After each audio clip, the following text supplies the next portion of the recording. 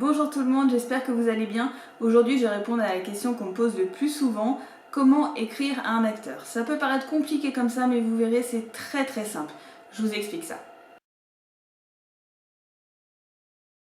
Je vais prendre comme exemple une lettre que je vais poster dans pas longtemps, qui sera pour Eddie Redmayne, donc qui joue Norbert Dragono dans Les Animaux Fantastiques.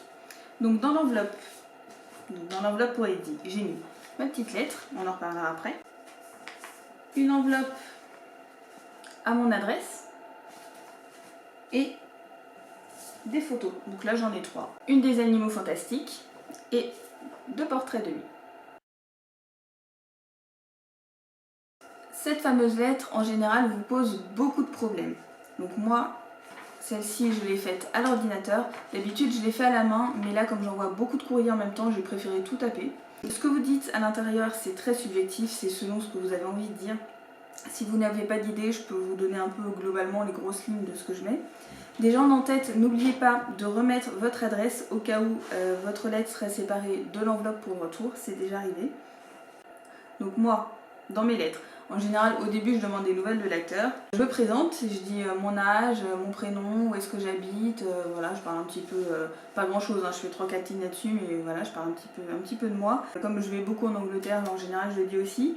Et après je parle de l'acteur. Alors quand c'est un rôle important comme Eddie là, je parle vraiment de l'acteur, de sa carrière, si j'ai aimé d'autres films avec lui, s'il y a des choses qui m'ont inspiré, si je l'ai déjà rencontré. Pour les petits acteurs, en général, je passe tout de suite au paragraphe qui dit que je suis très fan d'Harry Potter, que j'aime tous les acteurs depuis des années, que j'aime les rencontres en convention, que voilà, enfin je parle vraiment de ma passion pour Harry Potter et que même si c'était un petit rôle, je trouve que son rôle était marquant. Bon après si c'est vraiment un élève qu'on voit au fond, faites pas ça, mais dans les petits rôles qui sont reconnaissables, type Caroline Pickles qui joue Charity Burbage par exemple, vous pouvez dire que vous auriez aimé voir plus son personnage, vous auriez aimé l'avoir développé. Si je l'ai jamais rencontré, je dis que j'aimerais bien le rencontrer. Ensuite, je dis que j'ai joint des photos que j'aimerais bien, donc tout simplement qu'il me les renvoie signées. Je les remercie d'avance et voilà, je signe. Après, si vous voulez rajouter des choses, évidemment, c'est selon votre imagination. N'hésitez pas à mettre des couleurs, à la rendre très vivante pour attirer l'œil, pour donner envie de vous répondre. Autre chose, pour la langue, bien sûr, il faut écrire en anglais. Alors, c'est pas facile. Et vous embêtez pas, si vous arrivez vraiment pas, faites-la en français, utilisez Reverso pour faire phrase par phrase, vous expliquez que vous êtes français ou en tout cas que vous ne parlez pas anglais, ils seront indulgents. Il y a très peu d'acteurs évidemment pour lesquels vous pouvez écrire en français, un peu plus dans Les Animaux Fantastiques, dans le deuxième film en tout cas, puisque ça s'est tourné en France. Mais sinon évidemment, de tête là, il y a Clémence Poésy et Erben Bajak-Taraj dans les acteurs Harry Potter, donc Fleur Delacour et Antonin Doloff. Dernière chose pour la lettre. N'hésitez pas à poser des questions à l'acteur, que ce soit sur son actualité, sur les tournages Harry Potter ou d'autres de ses films, sur même s'il aime la France, des choses comme ça, vous pouvez lui poser plein de questions parce que ça l'incitera à faire une lettre pour vous répondre. Les gros acteurs ne le feront sûrement pas, ou alors c'est l'agent qui répondra à leur place, mais les moyens et petits rôles, vous avez une chance comme ça d'avoir une lettre manuscrite. Voilà donc mon enveloppe pour le retour. Alors, pourquoi mettre une enveloppe à votre adresse? Tout simplement pour que ce soit plus facile pour l'acteur de vous répondre. Il n'y a pas besoin de réécrire votre adresse, de la recopier de la lettre au risque de faire des erreurs. Et en plus de ça, ça peut vous arriver à vous d'oublier de mettre l'adresse sur votre lettre. Et si pas d'enveloppe de retour, pas d'adresse, donc pas de réponse. Pour cette enveloppe de retour, évidemment, faites attention que toutes vos photos rentrent dedans. Moi j'aime bien les formats A5 comme ça, voire les formats A4 si j'envoie soit beaucoup de photos, soit des grandes photos. C'est très rare mais ça peut m'arriver. Dans le coin ici, je rajoute une petite phrase en anglais et en français qui demande au facteur de faire attention de ne pas plier. Donc je vais vous le mettre en sous-titre pour que vous puissiez la recopier. Et évidemment cette enveloppe, à chaque fois que je le peux, je le fais le plus souvent possible, en général c'est systématique, je l'affranchis avec un timbre qui évidemment n'est pas un timbre français. Si vous écrivez un acteur qui a son agence en Angleterre, il faut envoyer un timbre anglais. Aux USA, il faut envoyer un timbre américain, etc. en fonction du pays. En ce qui concerne les timbres, c'est pas facile de s'y retrouver. Moi-même, j'ai eu du mal au début. Je vais vous expliquer. Sur l'enveloppe, donc à l'adresse de l'acteur, vous allez mettre un timbre français, évidemment. un timbre comme ceci. Ce sont des timbres Monde. Ils sont à 1,40 € à la poste, en sachant que un seul timbre c'est jusqu'à 20 grammes, deux timbres si vous allez jusqu'à 100 grammes, donc en fonction de ce que vous mettez dans votre enveloppe. Si vous ne savez pas trop, il faudra aller peser votre lettre à la poste. Moi ça dépend. J'envoie mon enveloppe de retour, ma lettre, et si j'envoie une, deux ou trois photos, je me risque à mettre qu'un seul timbre. Si j'envoie plus que 3 photos, je mets 2 timbres, parce que là ça commence à faire lourd. Pour l'enveloppe du retour, celle qui est à votre adresse, je vous l'ai dit tout à l'heure, il faut mettre un timbre du pays dans lequel vous écrivez. Donc en général les USA ou l'Angleterre. Pour l'Angleterre, les timbres ressemblent à ceci. Alors je ne sais pas si ça se voit bien, mais il y a des tarifs sur les timbres. Donc les bleus sont à 1,55 livre, les verts clairs là sont à 1,25 livre. Sachez que ça varie énormément, comme en France, hein, ça augmente beaucoup. À l'époque où j'ai envoyé mes premières lettres en 2009, le timbre était à 56 centimes de livre. Donc là, en ce moment, il faut compter 1,42 livre pour une lettre de moins de 20 grammes, 1,68 livre pour une lettre entre 20 et 100 grammes. Donc là, ce sont des timbres que j'ai achetés il n'y a même pas un an et le montant est déjà plus bon. Donc ce que je fais en général, c'est que je les commande sur le site de la Poste anglaise, vous trouverez le lien en commentaire en dessous, et j'achète en plus des timbres comme ceci, qui sont à 20 centimes.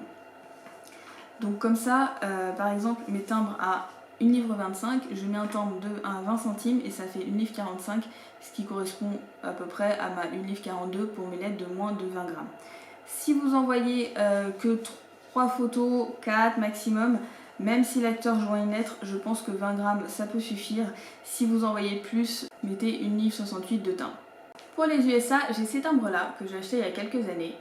Donc ça, je les avais achetés, ça correspondait aux lettres entre 20 et 50 grammes, qui à l'époque étaient à 2 $, maintenant c'est 2,24 $.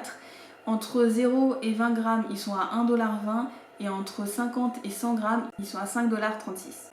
Ces timbres s'achètent en ligne eux aussi, mais contrairement à l'Angleterre, ils ne s'achètent pas sur le site de la Poste américaine, mais sur le eBay de la Poste américaine. Donc je vous mets le lien en commentaire, vous allez pouvoir les acheter si vous voulez. Il y a certains acteurs qui n'ont leur agence ni en Angleterre ni aux USA. C'est très rare, il y en a très peu. Je vais vous montrer ces timbres-là, qui sont des timbres irlandais. Donc ça c'est surtout pour Brendan Gleeson et Domhnall Gleeson, qui font Mon Greffe-au-l'œil et Bill Weasley. Eux ont leur agence en Irlande. Le timbre coûte 1,70 €, peut s'acheter en ligne sur le site internet, pareil, le lien est en dessous. Et ça fonctionne comme la France, c'est-à-dire qu'entre 0 et 20 grammes, un seul timbre, entre 20 et 100 grammes, deux timbres. J'ai des timbres de d'autres pays, mais je ne vais pas m'attarder dessus.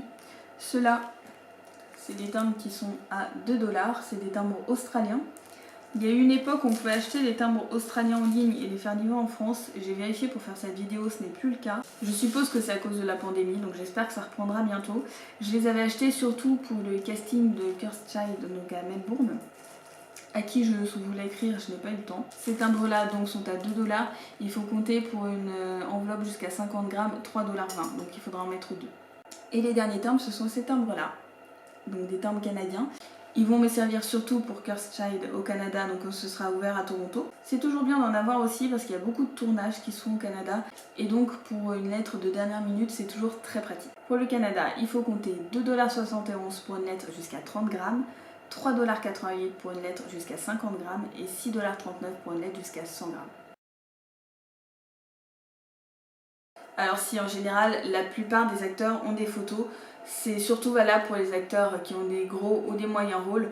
Pour les petits rôles, vraiment, je préfère envoyer mes photos parce que c'est jamais sûr qu'ils en ont en stock.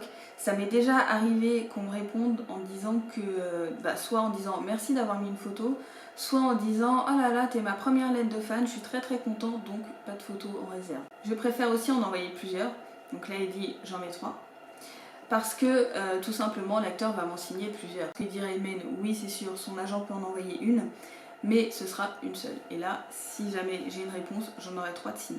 C'est aussi important d'envoyer des photos quand vous écrivez ailleurs qu'aux agences, c'est-à-dire sur les lieux de tournage ou au théâtre, parce que là, l'acteur n'aura pas de photos en réserve, et si vous n'en joignez pas, vous n'aurez pas de réponse.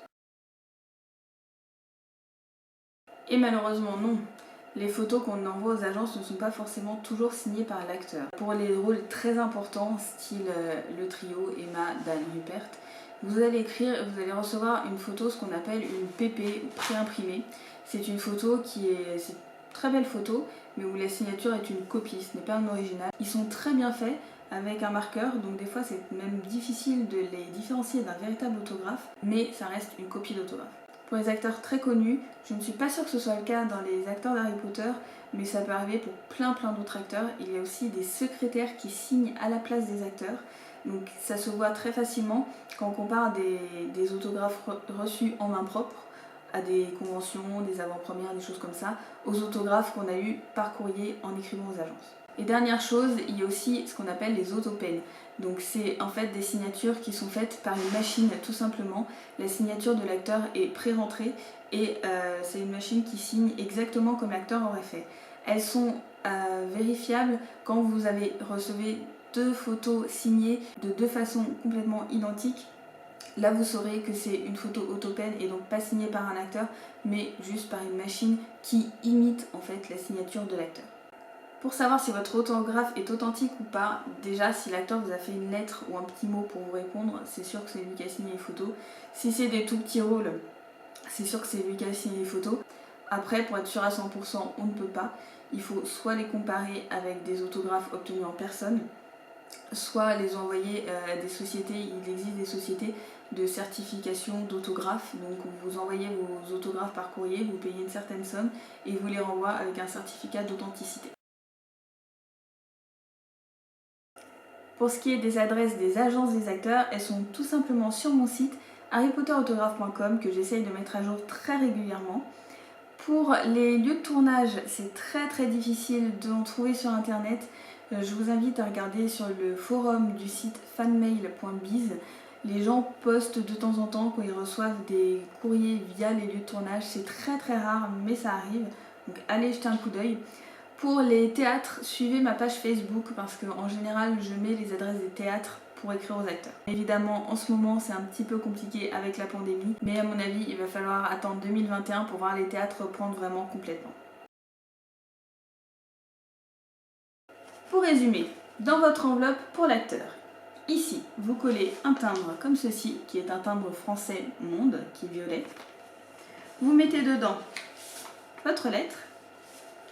Si vous le souhaitez, vous mettez vos photos et vous mettez l'enveloppe pour le retour à votre adresse. Et ici, vous collez un timbre du pays dans lequel vous écrivez. J'espère que ça vous a plu, que c'était clair. Je suis là pour répondre à toutes questions. N'hésitez pas à me contacter via ma page Facebook. Je vous fais de gros bisous et je vous dis à très bientôt.